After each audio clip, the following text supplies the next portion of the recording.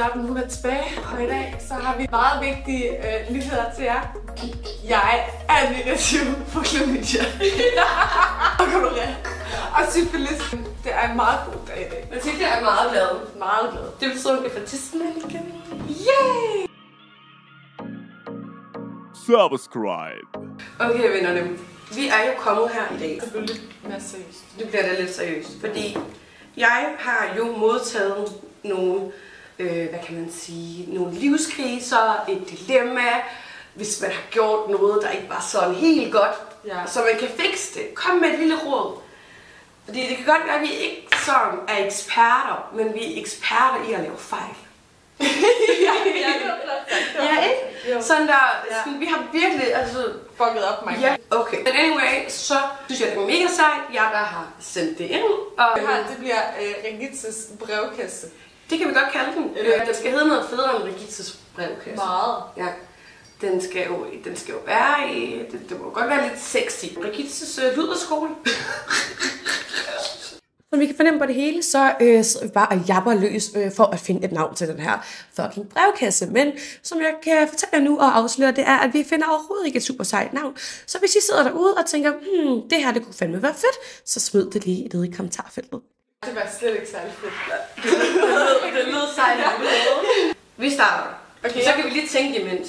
Det skal lige siges, at Regitze har læst spørgsmålene. Yes. Jeg har ikke. Så Mathilde er helt nye øjne på det her. Okay. Den første, det tænker jeg sådan, jeg ved ikke om du kan relatere til det, men jeg kunne forestille mig, at du måske har en idé i hvert fald. Mm. Så, der bliver skrevet for den her unge fyr. Ja. Jeg har taget et kviklån på 10 lapper, altså 10.000 kroner. Au. Og nu ved jeg ikke, hvordan jeg skal komme ud af det. Kan I hjælpe? Og der tænkte du, jeg kunne relatere til. Jeg tænkte sådan, du går meget op i sådan arbejde og sådan, du ved, muligheder og fremtid og sådan noget. Altså, ja. Med at tage kviklån, det er i hvert fald fucking dumt. Okay. Lad os starte med at sige, lad være. det første fuck op i det her, at der er blevet taget kviklån. Men i det mindste så er det 10.000 kroner. Det kunne være meget værd. Problemet med kviklånvennerne, det er, at der er fucking høje renter på det lort.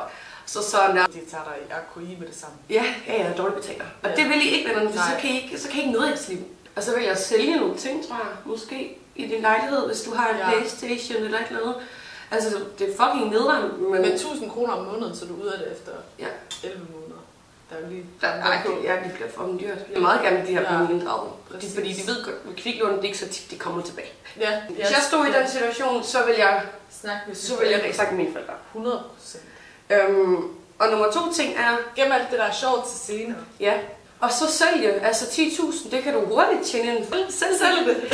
Der er mange måder at få 10.000 kroner på. Ja, ikke? Der er ikke så meget der. Der er ikke så meget der.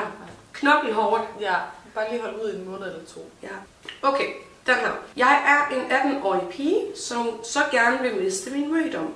Men når det kommer til stykket, føler jeg, det er sygt akavet. Hvad skal jeg gøre? En 18-årig pige, som gerne vil miste sin rigdom. Flot. Det skal man lige sige. Regitzes luderskole. Lad være med at forhaste. Altså, det er fucking ligegyldigt, hvor man har sex første gang. Det er ikke fordi, det er ligegyldigt, om du er 10 år gammel. Folk, de kan godt nogle gange være flove omkring det. Og jeg tænker måske også, når man er 18, så kan det måske også være ekstra svært at sige til sin partner, man skal være sammen med, at det er ens første gang. Men hvis du ikke føler dig bekvemt nok med din partner til at sige sådan noget der, så lad være med at have sex bare. Sådan, ikke rush, kommer der aldrig noget godt ud af. Så får du en dårlig oplevelse første gang, og det er ikke rart. At det er okay at være 18 år og være jomfru. Men hvis ens omgangskreds går og har sex, forstår du, at lige pludselig så er man som den eneste, der ikke kan sidde i skole og snakke om sex. Altså jeg husker jo, jeg som 14-15 år gammel, jeg kan ikke huske, hvor gammel jeg var, løj over for dig. Jeg sagde, at jeg havde været sammen med en, som jeg ikke havde været sammen med. Fordi jeg synes, at vi var i en vennegruppe, hvor alle havde haft sex. Og så var jeg sådan, til sidst så var det bare sådan, det har jeg også. Jeg løj af helvedes til, fordi det så fucking. Men måske også, jeg ved ikke om dine venner ved det, men sig til dine venner, at ikke har sex endnu. Og så tag det et skridt ad gangen. Altså du behøver ikke at have sex første gang, du kan kysse lidt, og du kan... Og så igen det der med, altså jeg lavede jo mange sådan seksuelle ting, inden jeg havde sex første gang. Lidt ud af, hvordan det fungerede. Altså det var stadig et stort step, jeg kunne huske, at jeg var lige sådan, Ikke. Også mig. Det var godt svar. Næste spørgsmål her. Min fars nye kæreste er lige flyttet ind sammen med hendes søn. Vi er kommet til at have sex sammen, og jeg kan mærke, at jeg er begyndt at få følelser for ham. For sønnen? Ja.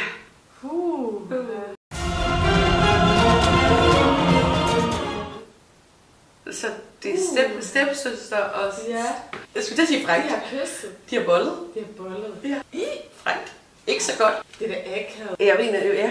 Altså, det er også lidt sådan, der er lidt pornodrøm over det, er det ikke det? Jeg føler, det er sådan lidt... Men følelserne, det er der, hvor det bliver slemt. Hvor her jeg ved knæppet, det var sgu et uheld. Jeg havde flyttet hjem til min mor. Altså sådan der, ikke ødelægge din fars forhold. De flyttede ind sammen. Ja. Ikke komme med din lille teenage-drøm, forstår du? Ja. Men jeg ved ikke, jeg synes også, altså jeg kunne sgu godt finde på at køre den lidt langt ud. Det er bare så dumt, ja. Så vil det sikkert komme lidt oftere. Prøv at tænke på, hvis de kommer til faren. Jeg synes lige nu, synes jeg ikke, at de behøver at stoppe det. Det skal gøres ting, ja. Så hold det skjult, det var lidt frækt. Hvis I bliver kærester. Men lige sætte jer ned om det runde bord og lige sige... Ej, men også lige kigge dig selv i spejlet og så fortælle dig selv, at hvis du er 25 nedad, så kommer det der forhold ikke til at fungere. Det er ikke noget din fars forhold. Nej, og så skal man også lige, det er sådan noget, man skal have datet et par år, før man siger det. Tag lige hjem til mor en måned. Man er sikker på, at du godt kan lide ham først. Husk på, onanere lige inden I kommer derhen. Ja. Fordi så ved man, om man kan lide dem, eller man bare vil lede det. Og især når det er lidt spændende. Ja. Man må ikke rigtigt. Ja, det er frækt. Det er frækt, men det er jo ikke følelser. Det er jo tit sådan en fascination. Ja. Ligesom folk, når de er på ferie. Ja. Skal det helt her i grad, og man skal hjem. Det er sådan caught in the moment. Tag lige den slapper, og så lige... Ja, og så bare... Se den anden dreng i en måneds tid. Se om du ikke synes, han er sjovere. Okay, du kan vurdere, hvad du synes er bedst her. Det kan vi jo så... Yes. Er vi klar til næste? Ja. Jeg er lige startet på gym, og jeg føler allerede, at jeg ikke er en del af fællesskabet. Hvad skal jeg gøre? Fucking taber. Jeg skal væk fra det her. Jeg skal ikke kigge på mig og sætte mig hen i hjørnet og spille taber. Jeg kan ikke være en del af fællesskabet. Det er helt aktivt. Men jeg føler jo heller ikke, at jeg er sådan den bedste at snakke med det om. Fordi jeg har aldrig rigtig været den, der var sådan en hel del af fællesskabet.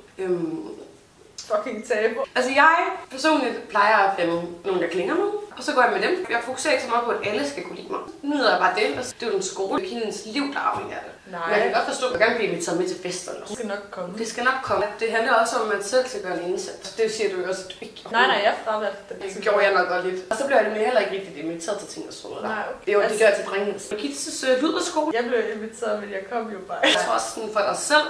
Fokuser på dine sko. Nej, fokuser på dig selv. Det er ikke vigtigt, at de seje synes godt om dig. Det er fucking overhovedet ikke vigtigt. Hvis du har lyst til at have et fællesskab, ikke? Ved du, hvad man skal gøre? Den nemmeste måde. Så fortæl, hold fest først.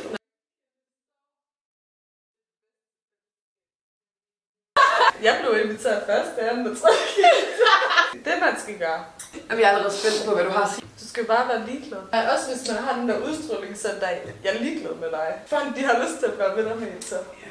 Vær så outgoing. Jeg er her for, at jeg har engelsk på A-niveau, og nu skal jeg bare fucking smart. Nej, den vibe skal du heller ikke. Du skal ikke give den der... Nå, der er ikke den vibe. Så lige præcis den vibe skal du ikke. Du skal bare sidde, du skal have spørgsmål, så skal du være det første, der i hånden. Så er jeg sikker på, at du kommer med opgaverne. I opgaverne. Jeg kan ikke invitere til festerne, fordi der er ikke nogen, der gider have en stræber med. Men vi løser problemet for dig i skolen. Jeg har ikke svaret på det nu. Jeg er kommet til at være min kæreste utro efter 2 år, og jeg er dybt ulykkelig over det. Skal jeg fortælle ham det? Den er svær, den der. Nu citerer jeg fra en bog, jeg har læst engang. Anyway, skal du ikke sige det. Fordi det eneste grund til, at du siger det, det er for, at du selv får det bedre. Ja. Og det eneste, du gør ved et andet menneske, er at gøre personen ked af det. Ja. Så enten skal du vælge, om du kan være i forholdet, og holde din kæft, og være sikker på, at den anden partner også holder kæft. Eller så skal du gå din vej, hvis ikke at du kan være i det. 100%. Og jeg, altså, min veninde, hun var jo utro. Jeg skal til at sige det. Også fordi, at jeg kan ikke så godt lide Karsten. Altså selvfølgelig, man kan jo få op, men tit så tror jeg også, at det er sådan, er bange for at blive ensom eller noget. Ja, kan føle mig, at grunden til, at man bliver i forholdet egentlig ikke har så mange personer at gøre, men mere fordi man har sådan en tryghed med det.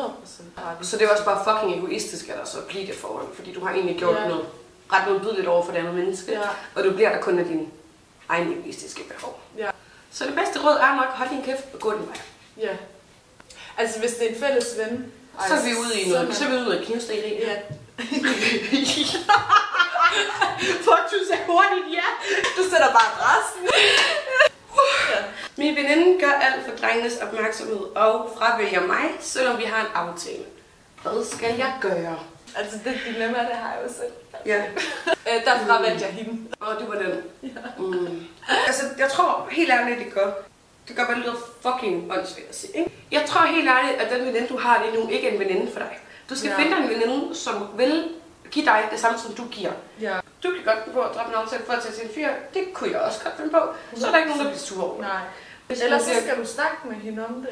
Men i sidste ende, det vil altid være 2 veninder, som når de går i byen, så bliver det fucking uvenner. En eller anden dag, så bliver det sådan ægte uvenner, og så snakker de sådan igen. Ja. Så det er bare sådan der for at spare dig for den lange tur. Det er jo ikke en dårlig ting. Det er jo fordi hun er dårlig, eller du er dårlig. Det er bare fordi I prioriterer forskelligt. Faktisk er meget smukt sagt. Ja. Brigittes lyderskole. Det er noget knivstil. Ja. Men anyway, så vil jeg skulle til at sige noget fucking spart. Så tabte jeg den, fordi du snakkede, mand.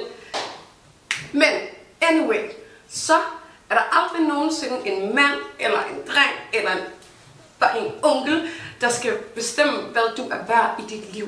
Det handler om dig. Kig på dig selv i spejlet. Kan lide det, Anders? Den sidste. Ja. Jeg ønsker ikke at få børn, men min familie og kæreste vil ikke respektere mit valg. Hvad skal jeg gøre? Ud! Det er fandme skam. Måske I kan mødes på midten med en hund. Eller en kat. Et par marsvin. Ej. Der er ikke så meget mere at sige til det. Nej. Det er en fucking nederen situation. Og jeg tror faktisk ikke, at der er andet end... Hvis det er et meget stort behov for et andet menneske, så tror jeg bare ikke, at man passer sammen i sidste ende. Hvis man har 2 knuste hjerter, ikke også? Så skal de passe perfekt sammen for at lave et helt... Der er en, der ikke vil have børn, og der er en, der vil have børn. De kan jo aldrig blive til et helt hjerte.